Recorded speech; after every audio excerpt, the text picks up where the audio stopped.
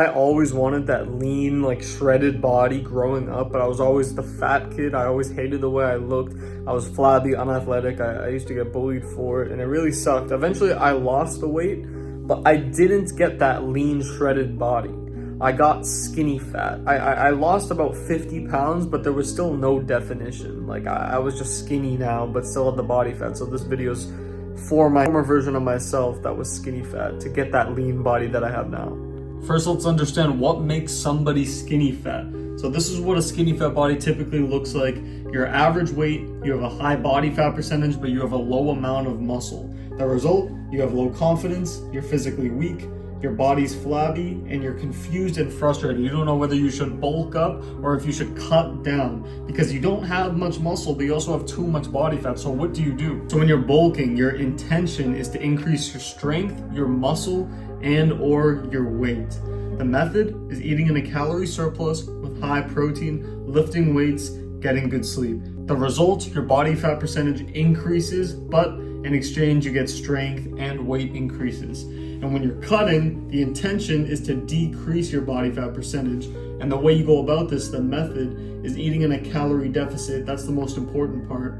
Lifting weights, getting good sleep, and eating high protein. The result, you have a lower body fat percentage and minimal muscle loss. If you're a beginner, you can actually gain muscle during this phase, but ideally, at the very least, you want minimal muscle or strength loss. We want to get this skinny fat dude all flabby. Look at his man boobs, look at his belly. To this shredded, he has the V-taper, he has the veins, he has the abs, he has the muscle. So this is the method that we want to follow. Number one, calorie deficit. Essentially, you gotta want to go on a cut, but you want it to be specifically like this.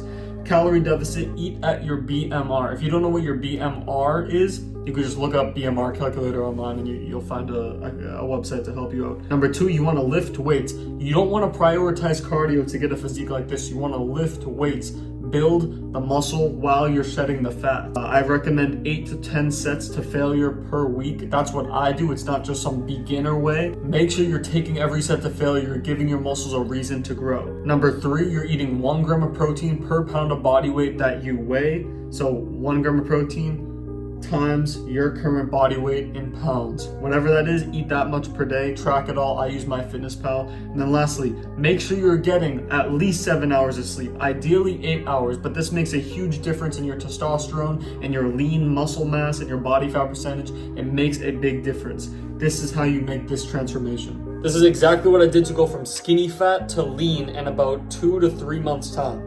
And so when it comes to foods that you should be eating, you want to make sure everything you eat, unless it's like a cheat meal, everything you eat checks off these 3 boxes. Number one, you want it to be low in calories. Number two, you want it to be physically big, so it fills you up the most. And number three, you want it to be high in protein. So an example of a good food to eat would be grilled chicken breast. Grilled chicken breast is very low in calories. You could have a whole pound of grilled chicken breast, super filling, and it's only about 400 calories, but it has like 88 grams of protein, something like that. So it's very good. Something like watermelon, it doesn't have any protein, but it still checks off the low calorie box and the physically big, like filling box. It'll fill you up really well. So that's kind of what you want it to at least check off 2 of those boxes, like everything you eat, unless it's a cheat meal, like I said. And when it comes to actual workout routines, it doesn't really matter. It's kind of up to, you know, your actual preference, what you actually prefer to do.